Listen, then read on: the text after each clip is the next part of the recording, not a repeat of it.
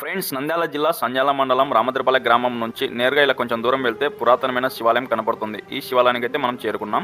ఈ శివాలయం లోపలికి వెళ్తే పక్కనున్న హనుమంతుని యొక్క విగ్రహాన్ని చూడండి. ఈ యొక్క హనుమంతుని విగ్రహాన్ని చూసిన తర్వాత ఇలా కొంచెం ముందుకు పోతే మోకాల్లోతు ఉన్న వాటను దాటుకొని బోలాశంకరునికి అయితే అభిషేకం చేసుకోవాలి. అలాగే బోలాశంకరుడు ప్రకృతిచే అభిషేకించబడుతున్నాడు. ప్రకృతే భక్తునిగా మారి అభిషేక పురుడైన బోలాశంకరుడి కోసము స్వయంగా గంగాదేవి నిరంతరము తన జలధారతో అభిషేకం చేస్తుంది. ఈ యొక్క అభిషేకాన్ని మీరే చూడండి. అలాగే ఈ యొక్క బోలాశంకర్ నుంచి అభిషేకం చేసుకున్న తర్వాత ఇలా బయటికి వస్తే శ్రీ సాక్షాత్తు వీలవాడ నరసింహారెడ్డి ఈ యొక్క కోనేట్లో స్నానం ఆచరించి బోలాశంకరుడికి దర్శనం చేసుకుని వెళ్తూ ఉండేవాడు. అలాగే 365 రోజుల పాటు ఈ యొక్క బోలాశంకరుడికి గడియ గడియకు గంగాజలంతో అభిషేకం జరుగుతుంది. కొన్నిసార్లు వర్షాలు పడటంతో ఈ యొక్క కోనేరు నీటి మట్టమై పక్కన ఉన్న గుడిలో కూడా నీళ్లు వస్తే అభిషేకం చేసుకోవడానికి కూడా వీలు లేకుండా పోతుంది. అలాగే ఈ యొక్క కోనేటి నుంచి ఇలా బయటికి వస్తే పక్కనే అమ్మవారి యొక్క గుడి కనపడుతుంది.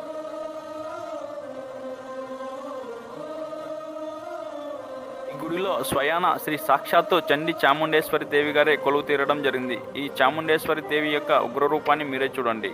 ఈ అమ్మవారి రూపాన్ని చూసిన తర్వాత ఇలా కొంచెం గుడి బయటికి వచ్చి చూస్తే ఇక్కడ పూర్వం ప్రజలు ఒక బోర్బావిని వేయించడం జరిగింది.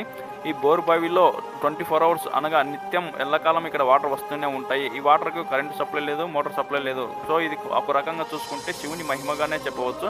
ఈ వాటర్తోనే చుట్టుపక్కల పొలాలు పండుతూనే ఉంటాయి. ఈ పొలాల పంటలను కూడా మీరే చూడండి. అలాగే ఫస్ట్ టైం మన వీడియో ఎవరైతే చూస్తున్నారో సబ్స్క్రైబ్ చేసి, లైక్ చేసి, షేర్ చేయండి. Thank you friends, thank you so watching.